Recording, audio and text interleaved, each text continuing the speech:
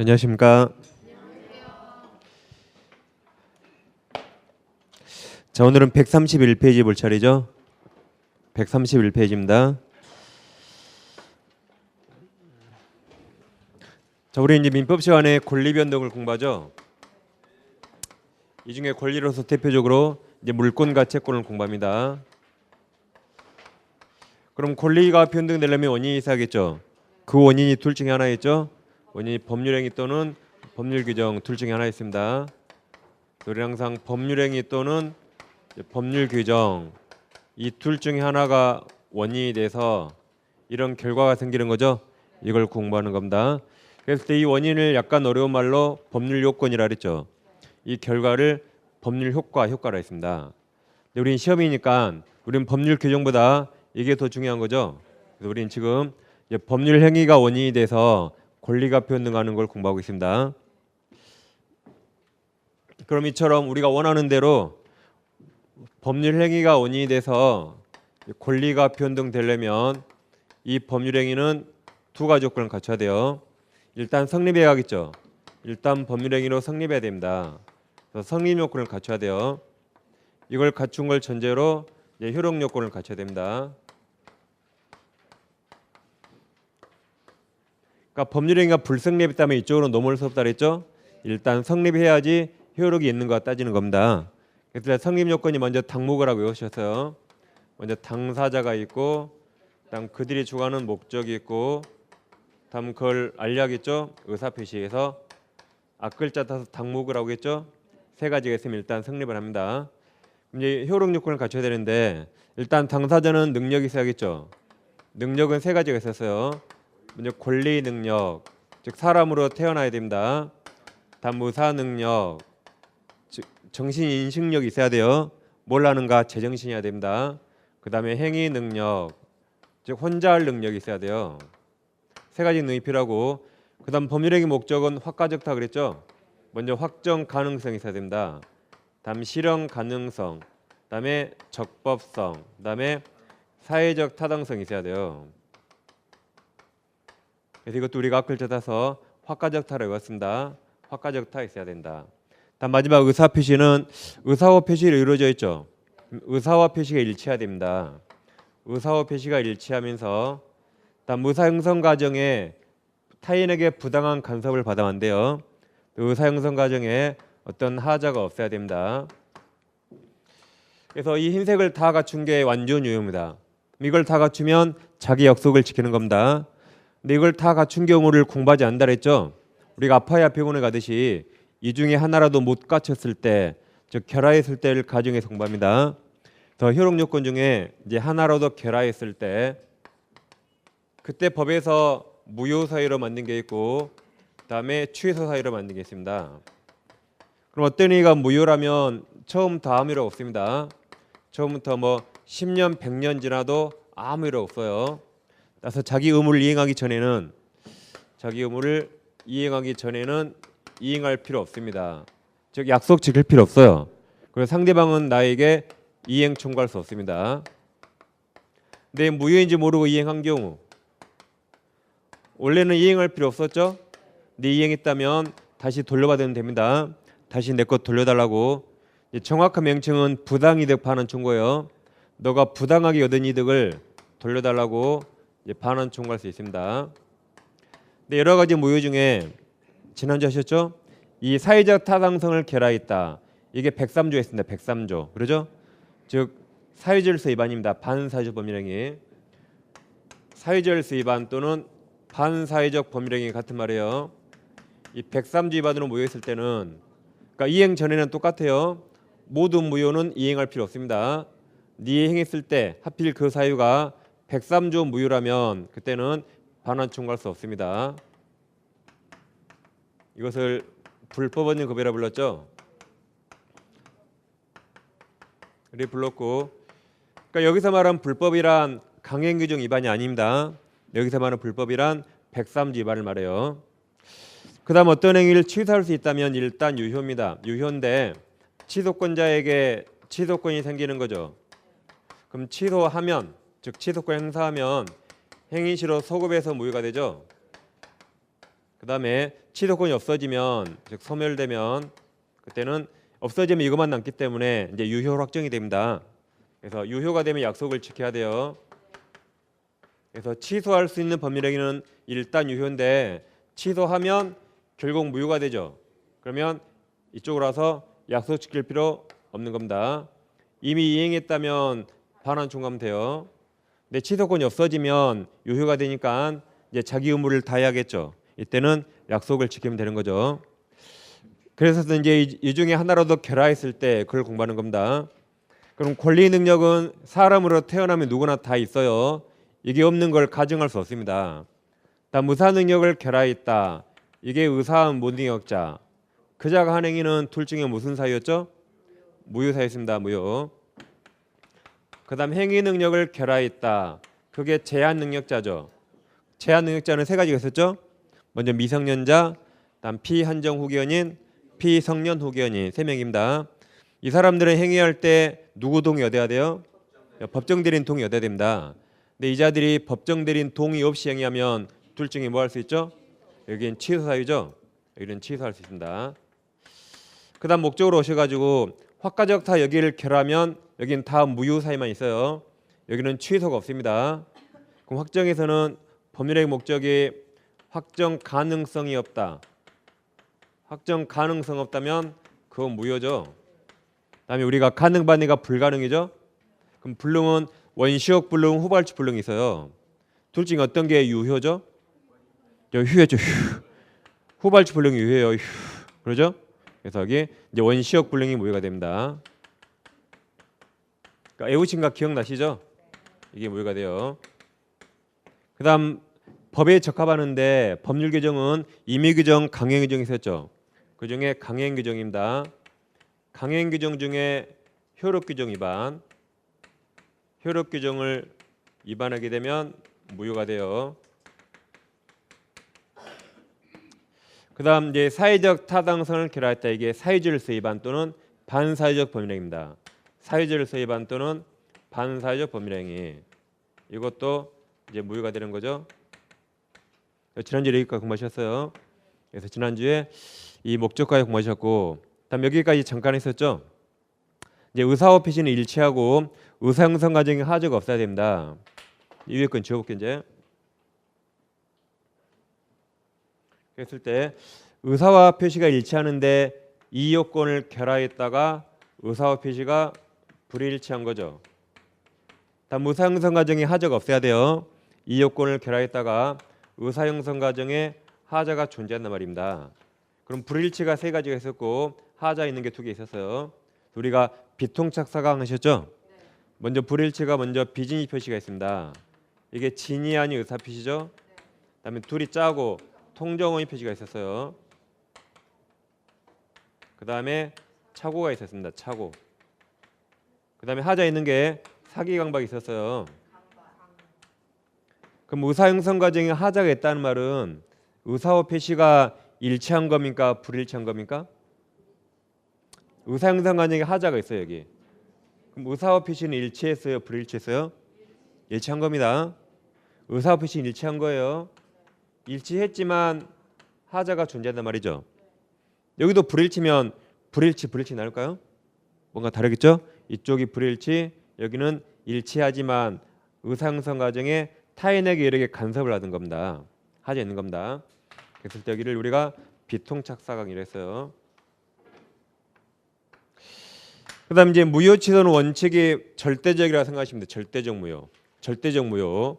즉 누구에게나 무효를 정할 수 있다. 그래서 앞사람 무효면 뒷사람 100명, 1000명, 10,000명 전부 다 무효입니다. 그래서 여기 비진이는 원래 유효예요.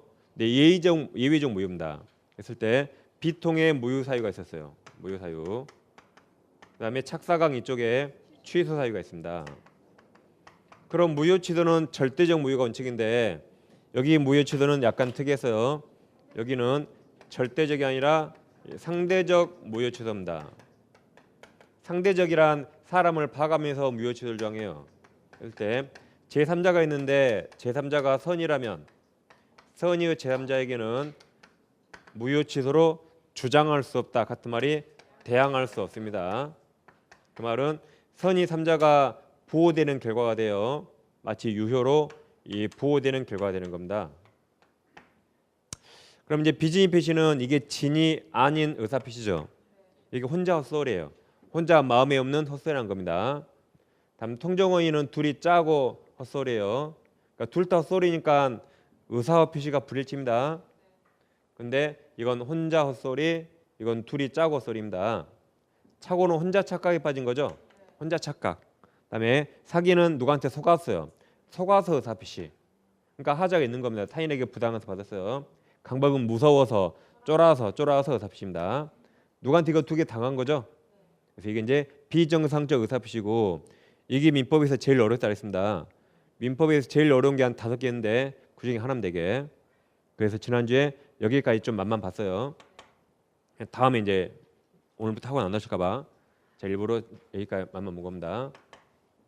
그래서 우리는 일단 크게 무효사유와 취소사유 공부하고 있습니다. 그중에 이 비정상적 의사표시 보고 있어요. 이제 여기 처음에 이게 어려웠지만 제가 몇 번 보면 이거 쉬워진다 그랬죠. 이제 어느 정도 좀 틀이 잡을 겁니다. 그럼 이제 비정상적 의사표시 비통착사강 이쪽을 다시 보겠습니다.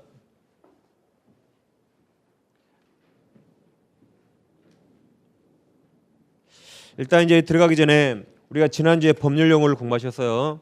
법률 용어 선의 악이라는 걸 공부했습니다. 선의는 어떤 걸 몰랐단 말이죠. 어떤 건 몰랐단 말이고 악의는 어떤 것을 알았다, 안 경우입니다. 그다음 우리가 이제 법을 공부할 때는 뭐든지 증명됐다는 전제하에 공부해요. 뭐든지 어떤 사람이 선이다 그러면 그렇게 밝혀졌다 이 말입니다. 어떤 사람 악이라 그러면 그렇게 밝혀졌다는 전제하에 공부해요. 어떻게 알았을까라고 생각하면 안 돼요. 우리는 뭐든지 입증됐다는 전제하에 공부합니다. 근데 실생활은 입증이 중요해요. 실생활은 증거가 중요합니다. 근데 우리가 증거 수집 과정을 공부할 거 우리가 그런 건 실생활에서 법무사나 변호사가 하는 겁니다. 우리는 뭐든지 입증됐다는 전제하에 공부해요. 대부분. 그래서 어떤 사람이 악에 그면 아 그러게 입증됐나 보다라고 생각하셔야 돼요. 어떻게 알았을까 하면 안 됩니다. 일단 이렇게 선의는 몰랐다, 악의는 알았다고 선의가 다시 무과실과 과실이 있었어요. 과실이 실수 또는 주의무 위반이죠. 무과실은 모르는데 잘못이 없는 겁니다. 즉 전혀 몰랐다, 꿈에도 몰랐다 이런 말이에요. 근데 과실은 몰랐죠. 몰랐지만 실수로 모른 겁니다. 실수로 몰랐어요. 그럼 실수가 없었으면 알 수 있었다. 실수가 없었으면 알 수 있었답니다. 그래서 알 수 있었다는 알았다요, 몰랐다요? 몰랐다요. 몰랐지만 실수로 모른 겁니다. 그럼 실수가 없었으면 알 수 있었어요. 다음 악의는 알았으니까 과실, 무과실 없습니다. 과실, 무과실은 모르는데 잘못이 있는가 없는 겁니다. 그러니까 이걸 시험에서 몰랐다, 알았다 정확히 하셔야지. 이게 헷갈리면 서은이 그럼 왠지 얘가 얘를 보호하고 싶어 왠지 착하니까 얘는 악이 나쁜 놈이라 왠지 싫어합니다. 근데 전혀 그런 뜻 아니었죠. 착하다 악하다 아니에요. 한문으로는 착할선 악할악이지만 선의는 뭘 몰랐답니다. 악의는 뭘 알았다요. 그래서 선의를 왠지 보호하고 싶다 그 생각 절대 들면 안 된다. 오히려 시험에서는 얘 멍청한 놈이 왜 몰라요? 오히려 멍청한 놈이라고 푸셔야 돼요. 얘는 똑똑한 놈이에요. 아니까. 그래서 똑똑한 놈, 멍청한 놈 푸셔야 시험에서 더 맞습니다. 그러니까 이제 멍청하는데 잘못이 있는가 없는가 봐야겠죠. 뭐 똑똑한 게 죄입니까? 그래서 과실, 무과실은 선의에서만 나옵니다. 선의. 악에서는 절대 안 나와요. 그럼 선의, 무과실 이 말하고 선의, 무과실과 무과실 이 말이 같은 말일까요? 다른 말일까요? 같아요, 달라요? 네, 같은 말입니다. 같아요. 앞에 선의를 생략한 겁니다. 악에서는 절대 안 나오니까. 그래서 선의, 무과실이나 무과실 같은 말이에요. 그럼 선의, 과실과 과실 같은 말이에요, 다른 말이에요? 같은 말이에요. 선의가 생략된 겁니다. 왜냐하면 이 과실, 무과실은 다 선의에서만 나와요. 선의에서만. 이렇게 이걸 잘 기억하시면 되겠습니다. 그럼 이제 지난주에 비진이 표시는 원칙 유효죠. 내 상대방의 진이 아님을 알았거나 알 수 있었을 때 이때 뭐였죠? 비진이 표시. 그럼 비진이 표시가 완전 유효가 되려면 이거 하나 남았죠. 그럼 상대방은 선이 무과실해야 돼요. 그래서 비심 표시가 상할수면 무효였죠. 그 상선무 유효. 그래 이거죠. 그래서 상할수 상선무 그 잘 기억하셔야 돼요. 오늘 두 번 또 써먹습니다. 상할수 반대가 뭐예요? 상선무. 그래서 상대방이 알았거나 알 수 있었다. 반대가 알았다. 반대가 뭐예요? 몰랐다. 선이에요. 알 수 있었다. 과실이죠. 반대가 무과실. 그래서 상할수 반대가 상선무다. 이거 되면 되겠습니다. 자, 이제 오늘은 131페이지입니다. 그 제가 책을 이제 읽으면 표시하시라 그랬죠? 밑줄 긋던가 표시해서 거기만 보는 겁니다. 법조문도 제가 읽은 것만 딱 밑줄 하셔야 돼요. 그럼 131페이지 중간에 네모 2번 통정어인 표시 있나요? 그럼 108조 1항 보세요. 자, 1항. 상대방과 통정한 허위 의사표시는 무효로 한다. 둘이 짜고 소리죠. 이거 원칙 무효. 단 2항. 전항이니까 1항을 말합니다. 전항 의사표시 무효는 선의 제3자에게 대항 또는 주장하지 못한다. 이게 상대적 무효라고 되어 있습니다. 그래서 허위 표시는 둘이 짜고 소리죠. 그래서 당사자 간에 언제나 무효예요. 그리고 그 무효 가지고 제3자에게 선의 3자에게 대항할 수 없습니다. 통정 허위 표시를 줄여서 허위 표시라고 합니다. 이걸 같은 말이 가장행위예요. 가짜로 뭘 했다 이 말입니다. 그래서 가짜로 매매하면 가장 매매라고, 가짜로 저당권 설정하면 가장 저당권 하면 돼요. 그럼 허위 표시는 둘이 짰기 때문에 당사자 간에 언제나 무효가 돼요. 언제나 무효가 되고, 다음 이 항에서 이 무효 가지고 누구에게 대항할 수 없죠? 선의 제3자에게 대항할 수 없다. 선의 제3자에게 주장할 수 없다고 되어 있습니다. 예를 들어보면 갑이라는 사람에게 X라는 부동산이 있어요. 근데 A가 갑의 채권자입니다. 갑의 채권자인데 갑이 채무자죠. 근데 갑이 A 돈 떼어먹기로 작정했어요. 나 A 돈 안 갚아야지. 그럼 혹시 A가 내 부동산 경매할지 모르니까 나는 어떻게 해야 돼요? 빼돌려야겠죠. 어떻게? 빼돌려야 돼요. 그러죠? 그래서 친한 친구 일과 짜고 가짜로 매매하는 형식을 취합니다. 가짜로 매매 계약서를 작성해요. 그리고 을 앞으로 가짜로 등기 따게 됩니다. 그럼 갑 진짜 매도할 의사 있나요? 매도할 의사 없죠. 을은 살 생각 있나요? 없죠. 둘이 매매할 의사가 없는데 가짜로 매매 형식을 취했죠. 이게 둘이 짜고 소리, 이게 통정허위 표시입니다. 아니 둘이 짜고 했죠. 그러면 이게 무효가 돼요. 108조 무효가 됩니다. 둘이 짜고 소리하면 둘이 무효예요. 그럼 원인이 무효면 결과 등기도 무효가 됩니다. 그럼 현재 을 소유자 아니죠? 누가 소유자요? 갑이 소유자입니다. 을 등기 효력이 없으니까 을이 소유자가 아니에요. 누가 소유자요? 갑이 소유자인 겁니다. 지금 등기만 을 앞으로 돼 있어요. 저기 이제 등기부가 이 부동산 등기부를 떼어보면 갑에서 을 앞으로 매매일 원인으로 소유권 이전 등기 돼 있습니다. 이 등기 무효니까 을이 소유자 아니에요. 누가 소유자요? 갑이 소유자입니다. 이렇게 둘이 짜고 헛소리한 거라 둘 다 무효가 돼요. 그럼 을은 어떻게 해야 돼요? 잘 가지고 있다가 나중에 갑에게 돌려줘야겠죠. 근데 자기 앞으로 등기가 있으니까 이제 사람이 헛생각이 생기잖아요. 그래서 을이 갑을 배신하고 병에게 소유자인 양 팔아버렸습니다. 팔아버렸어요. 팔고 등기했습니다. 그럼 원래는 앞등기 무효면 뒷등기 무효가 되는데 108조 2항에서 허위 표시 무효 가지고 선의 3자에게 대항할 수 없다 그랬죠. 그 108조 2항 때문에 갑이든 을이든 A든 어떤 누구도 이 무효를 병에게 대항할 수 없어요. 병이 선이라면 즉 일반적으로 병은 이날 을 태어나서 처음 받겠죠. 앞서 사실 모를 겁니다. 병이 선이라면 어떤 누구도 무효 주장 못합니다. A든 갑이든 을이든 누구도 주장 못해요. 그래서 얘는 유효하게 소유권 취득해 버립니다. 근데 병이 악이라면 법에서 악의 3자는 보호 규정 없죠. 이 항에서 그때는 원칙대로 무효가 돼요. 그래서 병이 만약 악이라면 병 소유자 아니죠? 을 소유자 아니에요. 그럼 갑이 소유자입니다. 근데 병이 만약에 선이라면 병은 유효하게 소유권 취득합니다. 그럼 병이 소유자가 돼요. 그래서 앞등기 모여 0이죠? 그럼 0은 원칙 0 그랬어요. 근데 예외적으로 선이 3자 보호 규정이 있으면 0이 100으로 바뀔 수 있다.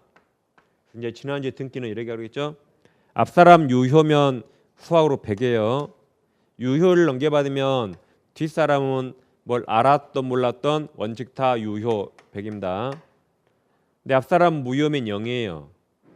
0을 넘겨받으면 받을 게 없거든요. 이게 절대적 무효. 근데 예외적으로 이렇게 선이 3자 보호 규정이 있다면 예외적으로 0이 유효 100이 될 수 있다 그랬죠. 그래서 등기는 이 공식 이대로 하시면 돼요. 여기서 0은 원래 0입니다. 근데 108조 2항에서 선이 3자 보호 규정이 있으니까 그것 때문에 0이 100이 될 수 있는 겁니다. 자, 그럼 법조 밑에 양거를 본 의의가 있죠. 의의 봐보세요. 상대방과 통정하여, 즉 갑과 을이 둘이 짜고 통정해서 매매했죠. 통정하여 허위로 의사표시하는 경우를 통정허위 표시라며 이렇게 통정허위로 한 행위를 가정행위라고 한다. 거기까지 보세요. 예컨대 보지 마실 때 아래 양과로 2번 당사자 사이 효력 있나요? 그럼 통정허위 표시 당사자 사이는 동그라미 칩니다. 언제나 무효 동그라미. 둘이 짰기 때문에 언제나 무효예요. 언제나 무효다. 다음 페이지 양가로 3번 있죠. 제3자로 허위 표시 무효를 가지고 선이 제3자에게 대항하지 못한다. 이게 상대적 무효.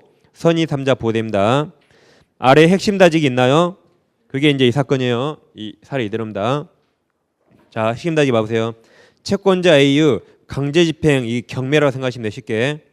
강제 집행을 면탈하기 위하여 갑은 자신 소유 건물을 을과 매매한 것으로 가장하여 을에게 소유권 이전 등기를 해주었다. 이게 둘이 짜고 헛소리를 매매했죠. 이게 가장 매매입니다. 그 후 병이 을로부터 그 건물을 매수하여 등기한 경우 갑을병 법률강에 담았습니다. 1번 갑과 을이 가장 매매했죠. 갑을과 매매는 통정허위 표시 무효입니다. 근데 2번 병이 선이라면, 즉 앞사실을 모른다면 갑은 선이 병에게 무효를 주장할 수 없어 따라서 병은 유효하게 위 건물 소유권을 취득한다. 그래서 갑의 소유권 뺏기고 병이 소유권 취득해 버립니다. 3번 갑은 을에게 부당이득 반환 청구하여 그 건물에 가름한 가액을 반환받을 수 있다. 그러니까 이 경우에요. 우리 책은 지금 무효인 경우 없어요. 여기는 잠깐 이제 지워볼게요. 우리 책하고. 만약에 병이 선이라면 병이 소유권 취득하죠. 그럼 봐보세요. 갑은 내 부동산 내 친구에게 맡겨뒀는데 이 썩을 놈이 팔아먹었잖아요. 그럼 병이 선이면 병이 소유권 취득했죠. 그럼 갑 소유권 뺏겨버렸습니다. 그럼 갑은 이제 누구를 잡아주게 돼요? 을을 잡아주게 하겠죠. 이 썩을 놈이 잠깐 맡겨놨더니 해쳐먹으면 어떻게 해요? 더 을을 죽여요.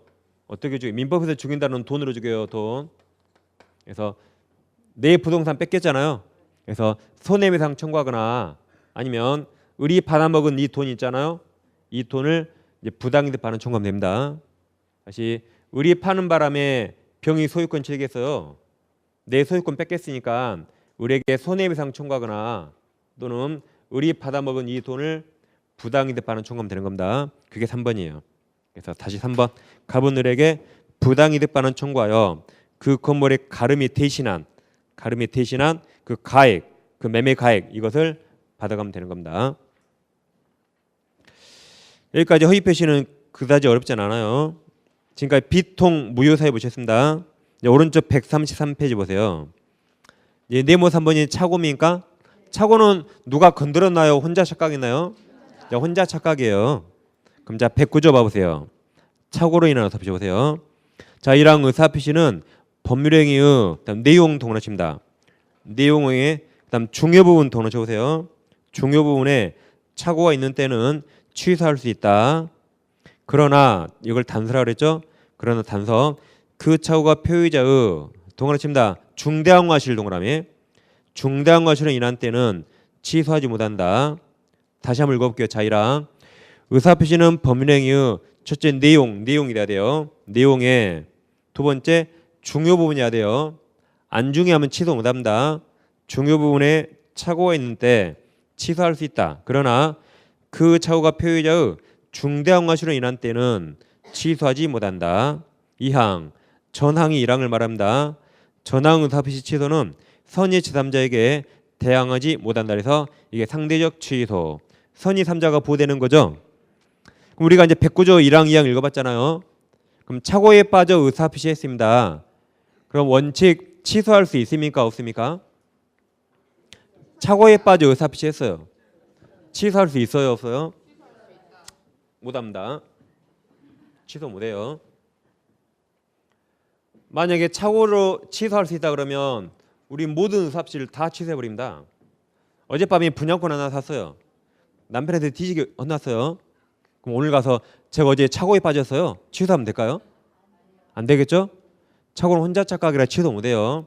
만약 취소할 수 있다면 우리 뭐든지 다 취소해버립니다. 뭐든지 착오에 빠졌다면 돼요. 취소 못합니다. 상대방을 봐야 되니까. 단 이 109조처럼 109조 1항 요건을 갖췄을 때 한해서 예외적으로 취소할 수 있어요.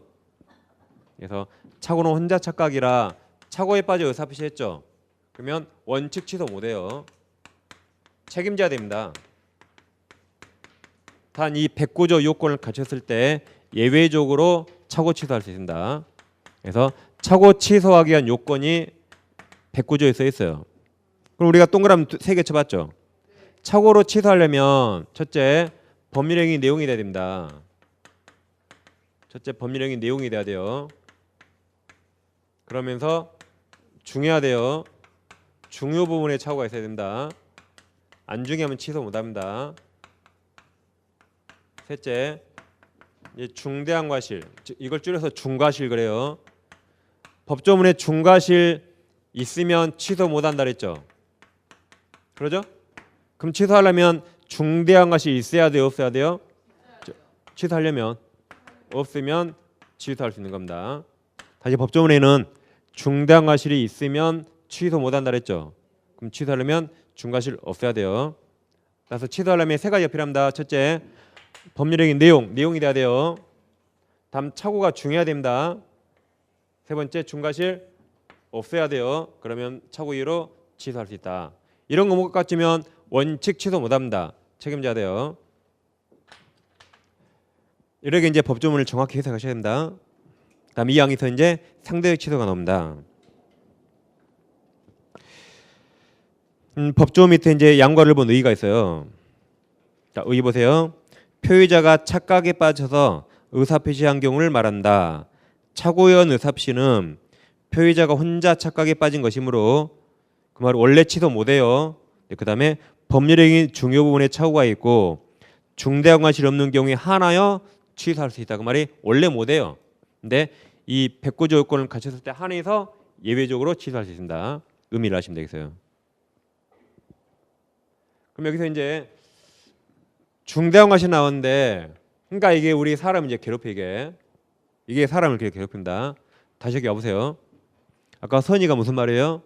몰랐다. 아기가 알았다. 선이가 다시 무과실과 과실이 있어요. 무과실은 꿈에도 몰랐다, 전혀 몰랐다. 과실은 실수로 몰랐죠. 네, 실수가 없었으면 알 수 있었답니다.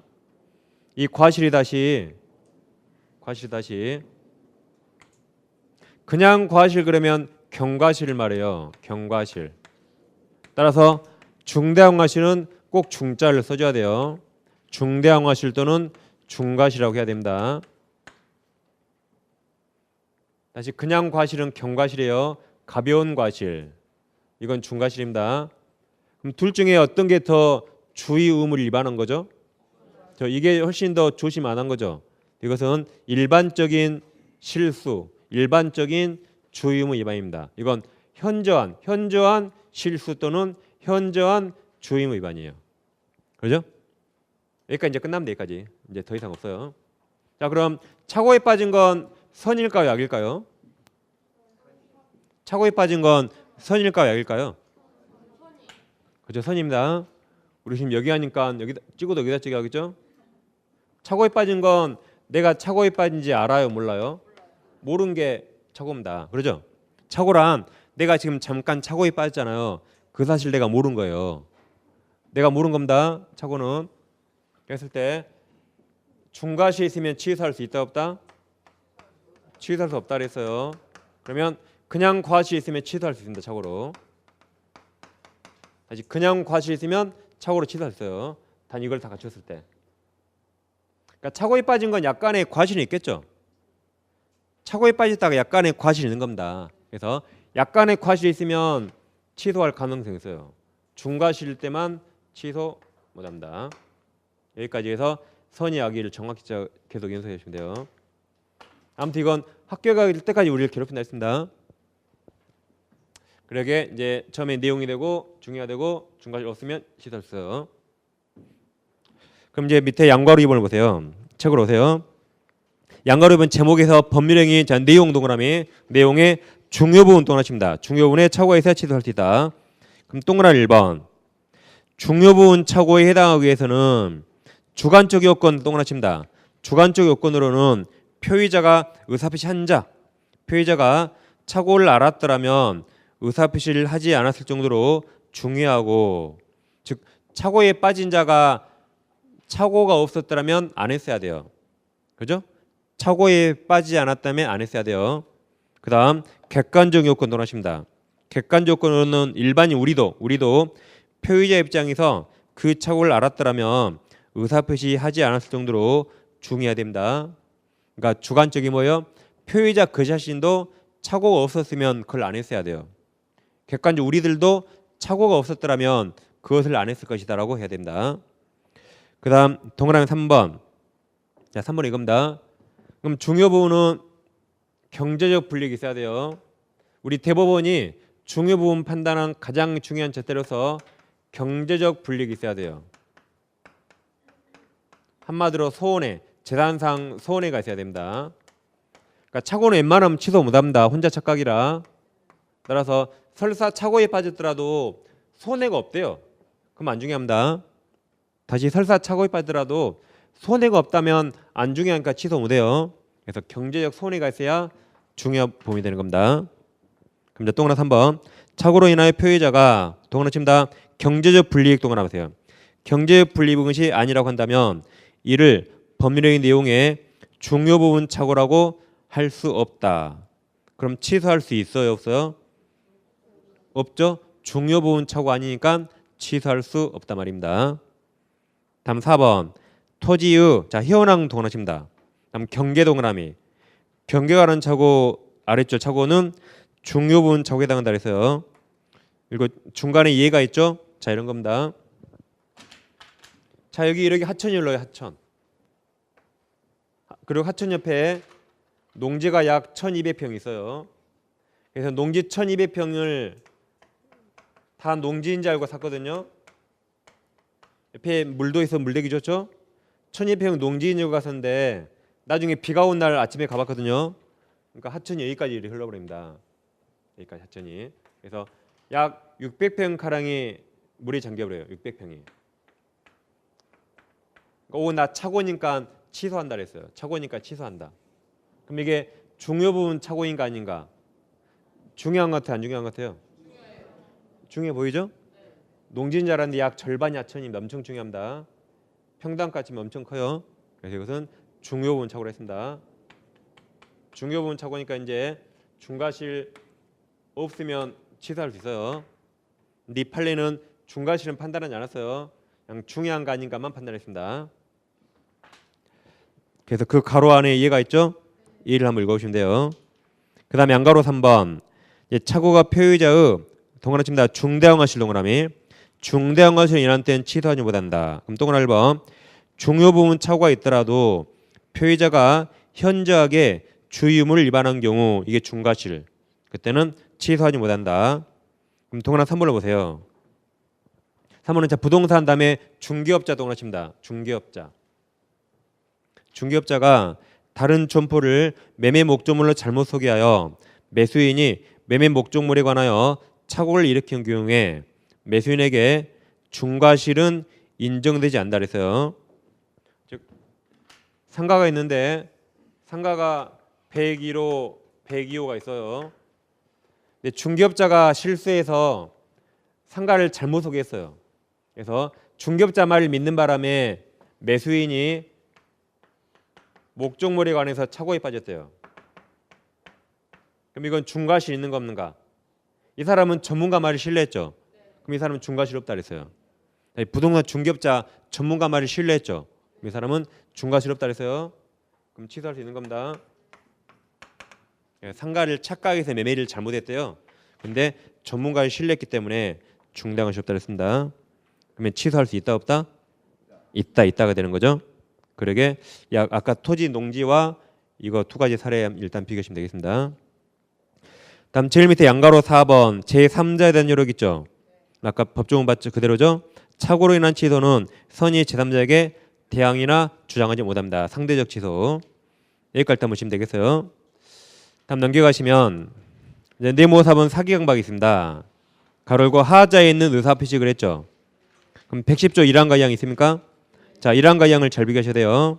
자, 110조 1항 사기나 강박에 의한 의사표시는 취소할 수 있다. 즉 속았거나 쫄아서 의사표시했죠. 그럼 취소할 수 있다. 네, 2항 상대방이 있는 의사표시에 관하여 다음 제3자 동원하십니다. 제3자가 사기나 강박을 행한 경우에는 그 다음 말 가로쳐 보세요. 자, 가로 상대방이 그 사실을 알았거나 알 수 있었을 경우에 하나여 가르칩니다. 다시 가로 상대방이 그 사실을 알았거나 악이 알 수 있었을 경우 선의인데 과실이에요. 선의인데 과실 경우에 하나여까지 가르쳤죠. 하나여 그 의사표시 취소할 수 있다. 가로가 상할수네요. 상할수 상대방이 알았거나 알 수 있었을 경우. 그러니까 제5에서 그래서 상할수 아까 반대가 뭐다? 상소물, 상할수, 상소물 외우던 게 좋아요. 왜냐면 이걸 우리가 정확히 지금 이해했다가 좀 가끔 헷갈리니까 외우면 절대 안 헷갈립니다. 상할수 반대가 뭐예요? 상소물. 이제 상할수가 떠났어요. 그 다음 사망. 사망은 전 2항 그랬나요? 그럼 전 2항이니까 1항과 2항을 말합니다.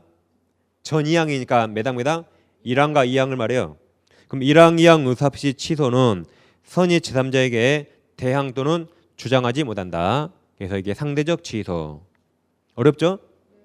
이게 민법에서 제일 어렵다 그랬어요. 그러니까 그런가 보다 하셔야 됩니다. 합격자도 잘 몰라요 이거. 그냥 찍어서 맞힌 사람이 많습니다 이거. 저는 거짓말 절대 안 한다 했어요. 아까 제가 제일 처음에 성립요건, 효력요건 제가 이제 다시 썼잖아요. 대강 아시겠죠? 아직도 몰라요? 아까 처음부터 오신 분들 성립요건 당모구, 효력요건 제가 몇 개 썼잖아요 이렇게. 대강 알아듣겠잖아요. 몇 번 들어오면. 안 그럽니까? 아예 모르겠어요? 아예 모르겠으면 이제 복습을 하셔야 돼요. 저는 공부란 말 안 해요. 알아서 느끼게 저는 만들어요. 그러니까 이제 몇 번 보니까 대강 알겠잖아요 이게. 저는 거짓말 안 한다 했어요. 그건 어려운 게 아니라 양이 많아서 생소하다 그랬어요 제가. 근데 이건 어렵습니다. 분명 안 했어요 이건. 민법이 제일 어려워요 이것은. 그러니까 감안하고 보셔야 돼요. 그럼 110조 1항과 2항을 봤는데 110조 2항에는 제3자의 동원합쳤죠. 1항에는 제3자가 없죠. 1항과 2항을 잘 비교하셔야 돼요. 이게 아주 어렵습니다. 그럼 110조 1항을 보시면 110조 1항이 당사자 간의 사기 강박입니다. 자, 예를 들면 갑과 을이 어떤 법률행위 즉 매매계약을 했다고 가정해 보세요. 매매계약 당사자가 갑과 을이죠. 그 매매계약 당사자 중에 그 중에 한 명이 갑이 을을 사기 또는 강박했다. 그래서 을이 갑에게 속았거나 쫄아서 그 갑과 법률행위 있습니다. 그럼 을은 속았거나 쫄아서 매매했죠. 그럼 1항에서 뭐 할 수 있다? 을은 의사표시 매매계약 취소할 수 있다. 이게 1항이고 매매계약 당사자 간의 사기 강박이 이게. 근데 2항에는 제3자가 동원쳐 있습니다. 자, 2항에는 법률행위를 갑과 을이 했거든요.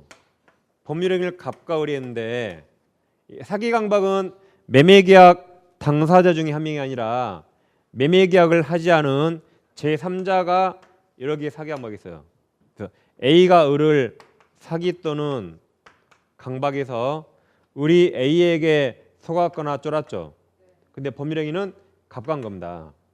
그러면 법률행위는 갑과 을이 했지만 사기 강박은 매매계약 당사자가 아닌 제3자가 한 겁니다. 이게 제3자의 사기 강박이에요. 잘 봐보세요. 그럼 을은 A에게 속았거나 쫄아서 의사표시했죠. 그럼 을은 속았거나 쫄아서 매매 계약했으니까 이거 취소할 수 있을까요, 없을까요? 을은 분명히 속았거나 쫄았어요. 그래서 의사표시했습니다. 그럼 취소할 수 있을까요, 없을까요?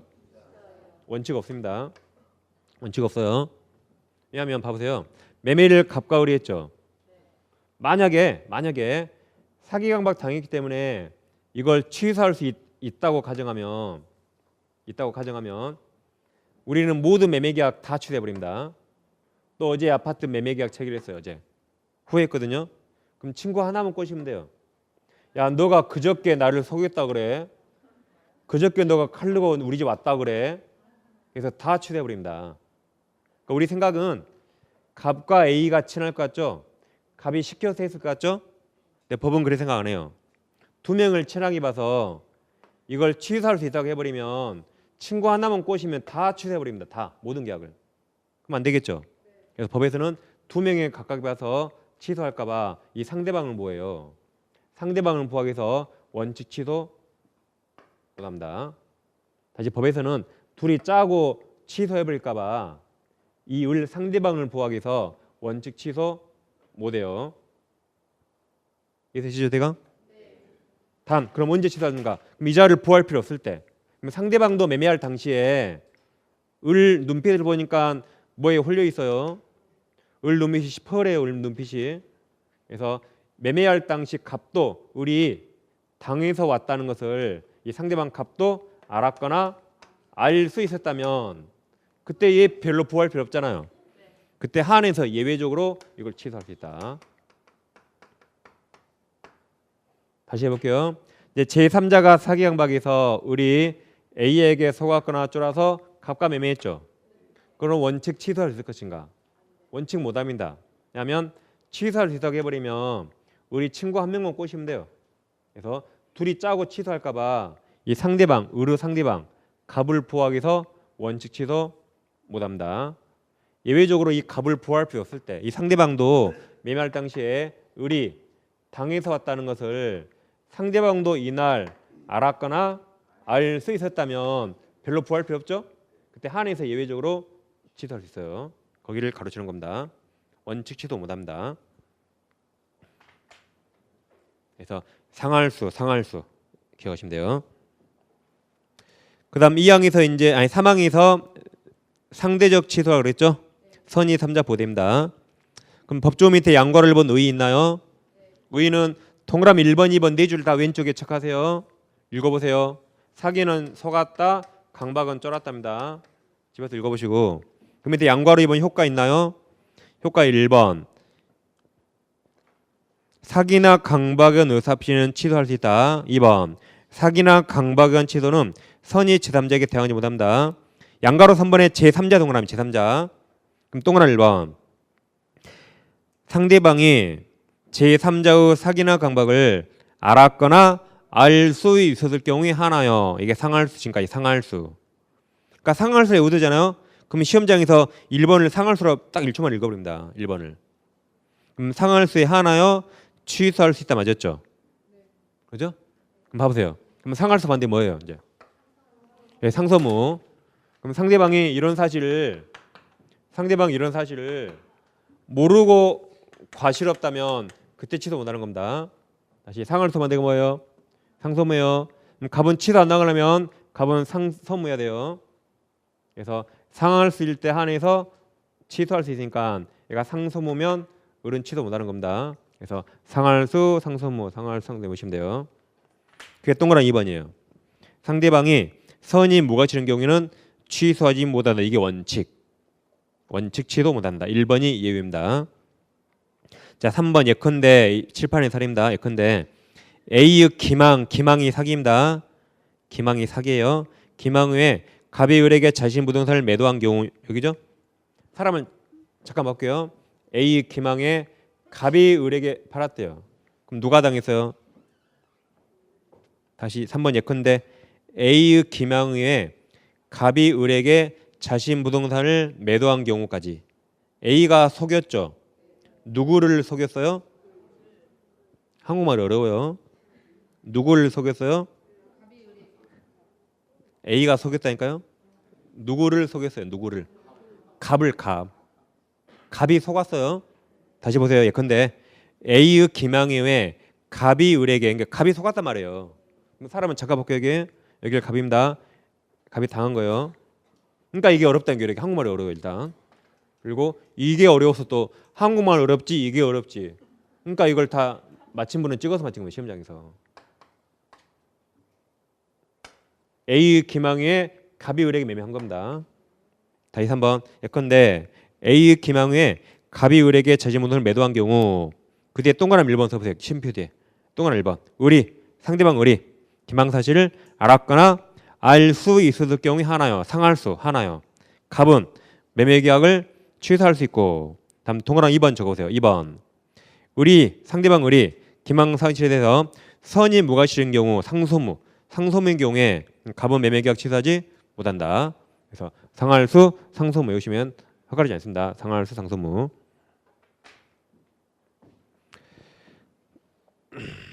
여기까지 이제 민법이 가장 어려운 비통착사강 했어요.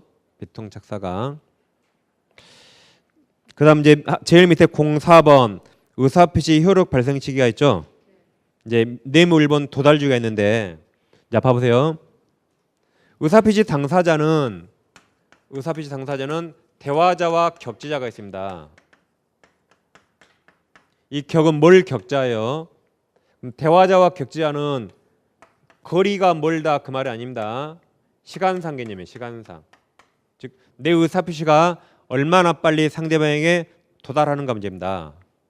그럼 한국에서 미국으로 핸드폰 통화해요. 그럼 대화자입니까? 격지자입니까? 네, 대화자예요. 한국에서 미국으로 핸드폰 통화하더라도 내가 말하자마자 상대방에게 즉가닥 도달하죠. 그죠? 시간적 개념에 그러면 대화자입니다. 근데 서울에서 서울로 편지를 보내요. 그럼 편지 적어도 하루 이틀 걸리겠죠. 그게 격지자예요. 그래서 시간이 멀다 이 말이에요. 거리가 아닙니다. 우리 시험이니까 시험은 격지자밖에 안 나와요. 우리가 요즘 얼마나 편지 씁니까? 편지 안 쓰지만 시험이 이게 나옵니다. 핸드폰 통화는 시험에 낼 수가 없어요. 말하자마자 도달하거든요. 그래서 이건 시험에 낼 수가 없습니다. 기술상. 시험 뭐가 나온다? 격제 이거밖에 못 나와요. 시험은. 이제 봐보세요. 그러면 항상 우리는 격제를 생각하셔야 돼요. 갑이 을에게 의사표시 보낸다 해보세요. 의사표시. 갑이 의사표시를 발송하고 그 의사표시를 을에게 도달합니다. 그럼 핸드폰은 발송과 도달이 동시에 일어나요. 이게 개화전 시험 원례입니다. 편지는 발송한 날과 도달한 날이 서로 다를 수 있죠. 그러니까 시험은 편지가 나와 격지자. 그러면 갑의 의사표시가 언제 효력을 발생할 것인가? 상대방이 있다면 당연히 상대방에게 도달했을 때 발생하겠죠. 그게 도달주의입니다. 을에게 갑 편지가 도달했을 때 갑 의사표시가 효력을 발생해요. 그럼 도달이 무슨 말인가? 을이 갑 편지를 뜯어 읽은 때가 도달인가? 그게 도달이 아닙니다. 뜯어 읽었다가 완료하려 알지예요. 완료하려 알지. 뜯어 읽은 때가 도달이 아니에요. 을이 안 읽었더라도 을 우체통에 편지가 꽂히잖아요. 그럼 우리 언제라도 뜯어 읽을 가능성이 있죠. 그때가 도달로 봅니다. 그게 료지 가능성이요. 완료하려 알지 가능성이 있을 때.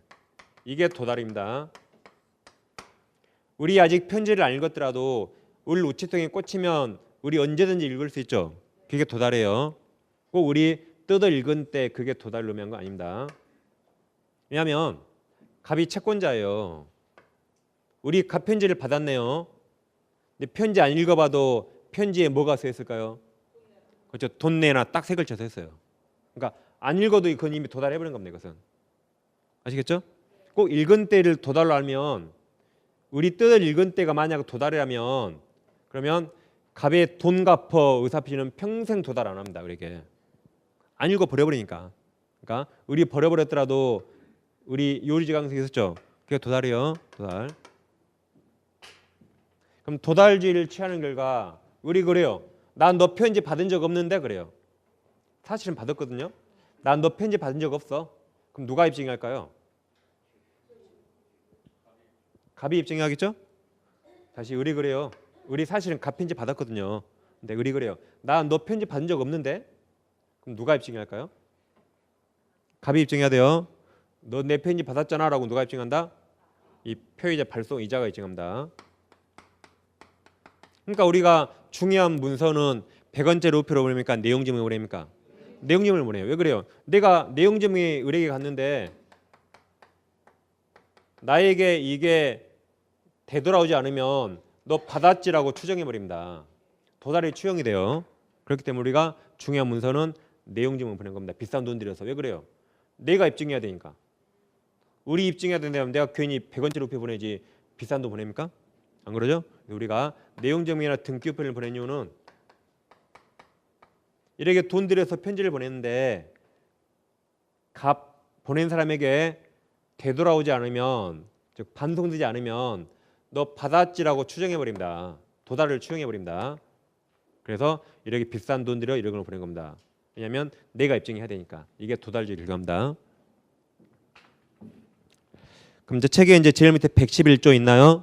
자, 1항 보시면 1항 상대방이 있는 의사표시는 그 통지가 상대방에게 동일하십니다. 도달한 때 동그라미 도달한 때로부터 효력이 생긴다. 자, 2항은 이겁니다. 그럼 이제 우리는 항상 격지자를 생각하셔야 돼요. 갑이 을에게 편지를 보냅니다. 편지를 보냈는데 이날 편지를 발송했다. 근데 발송한 다음에 갑이 사망하거나 또는 갑이 제한 능력자가 되었다. 좀 상태가 모자라졌대요. 그리고 을에게 편지가 도달했어요. 그럼 갑이 의사표시 발송할 때는 살아있었고 능력이 있었죠. 아주 정상적이죠. 그 후에 갑이 죽거나 능력이 안 좋아지더라도 이건 여전히 유효입니다. 유효해서 여전히 유효해요. 발송할 때 살아있었고 능력이 있었으니까 발송한 후에 갑이 죽거나 능력이 없어져도 여전히 유효해요. 그래서 을에게 도달하면 그때 효력 발생합니다. 그때 유효하게 효력 발생해요. 갑이 죽었다면 갑 상속인과 을이 알아서 뭔가 하면 돼요. 갑 상속인. 갑이 제한의자 되었더라도 이거 취소 못해요. 발송할 때 능력자였으니까 이거 취소 못합니다. 그래서 이대로 둘이 이행하는 겁니다. 둘이. 그럼 자, 2항을 보세요. 표의자가 그 통지를 발한 후 사망하거나 행위 능력을 상실하여도, 그럼 발할 때는 살아있었고 능력이 있었죠. 그럼 지극히 정상적이죠. 그 다음에 의사표시 효력에 영향을 미치지 않다가 유효입니까 무효입니까? 유효. 서세 유효. 그대로 유효 그 말이에요. 다시 영향을 미치지 않다. 그래서 무슨 말이다? 유효. 다음 오른쪽 오시면 오른쪽 상단에 양괄호 1번 있죠? 도달주의 원칙 있나요? 네, 동그란 1번. 도달이란 사회 통념상 요지 이요예요. 아까 한문 완료할론데 두음 법칙이라 요지입니다. 요지. 두음 법칙 요지예요. 요지할 수 있는 상태에 달한 때를 말한다. 우편물이 수신함에 투입된 경우에 동거하는 가족이나 고용인이 수령했다면 본인에게 전달하지 않았더라도, 즉 본인이 아직 안 읽었어요. 안 읽었더라도 도달로 인정된다. 한편 상대방이 수령을 거절하더라도, 즉 채권자가 보낸 편지라 안 받아버렸대요. 그랬더라도 정당한 이유가 없는 한 도달로 간주됩니다. 다음 3번. 도달주의를 취하기 때문에 의사표시 연착, 늦게 도착했다 또는 불착, 도착 안 했다는 표의자 불이익 돌아가요. 그렇기 때문에 우리가 책이 없지만 중요한 내용은 이런 걸 보내는 겁니다.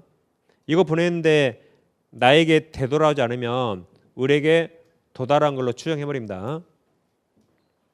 그 다음에 양가로 2번. 발신 후 도달 전 사정 변화 있나요? 그럼 동그라미 1번 두 줄만 읽어보세요. 법조문 그대로입니다. 자, 1번 보세요. 표의자가 그 통지를 발한 후 사망하거나 행위 능력을 상실하여도 의사표에 영향을 미치지 않다가 그대로 유효. 다음 제일 밑에 네모 2번 있나요? 의사표시 수령 능력에서 여기까지 하겠습니다. 112조 보시면 제목 제한 능력자에 대한 의사표시 효력 있죠. 자, 이런 말입니다. 우리 민법은 제한 능력자를 보호하죠. 그 자를 보호하는 겁니다. 만약에 갑이 을에게 의사표시 편지, 항상 격지자, 의사표시를 보냈거든요. 근데 우리 하필 제한 능력자네요. 민법 이자를 보호해요. 보호하기 때문에 우리 갑편지를 뜯어 읽었더라도 편지를 읽었어요. 읽었더라도 야, 넌 내 편지 받았지? 라고 도달 주장 못하게 합니다. 을을 보호하기 위해서 을이 설사 갑편지를 읽었더라도 넌 내 편지 읽었지? 라고 도달 주장 못하게 해요. 대신 을 뒤에 누가 있죠? 저 법정대리인. 법정대리인이 이 도달을 알았대. 얘가 도달하실 안 후에는 그럼 이자가 뭔가 조치를 취하겠죠. 그때는 야, 너희들 내 편지 받았지라고 그때는 도달 주장할 수 있어요. 왜냐하면 알아서 처리해 줄 거 아닙니까? 그렇죠? 그래서 자 112조 보세요. 자 목 뒤에 의사표시 상대방이 이를 받은 때 제한 능력자인 경우에는 의사표시자는 그 의사표시로서 대항할 수 없다가 이 말이에요. 대항할 수 없다가 도달 주장 X에서 넣으면 돼요. 대항할 수 없다가 너 내 편지 받았지? 똑바로 말해봐 라고 주장 못한다 이 말입니다. 그 다음 다만 그 상대방은 동그라칩니다. 법정대리인 동그라미. 법정대리인이 의사표시 도달한 사실을 자 안후 동그라미 안후에는 그러하지 않냐다가 무슨 말이에요? 그렇죠. 일단 법조문에서 그러하지 않냐다는 대항할 수 있다입니다. 대항할 수 있다. 그러죠? 다만 앞에 대항할 수 없다니까 그러하지 않냐다가 대항할 수 있다 그 말입니다. 그 의미는 도달 주장할 수 있단 말이에요. 이제 대항할 수 있다가 뭐다? 도달 주장할 수 있단 말입니다. 그래요. 지금 밑에 양가로 1번, 2번 세 줄 있죠? 세 줄 왼쪽 체크하시고 달고 오시면 됩니다. 여기까지 의사표시를 마치고 이제 10분 휴식하시고 무효 취소를 하겠습니다.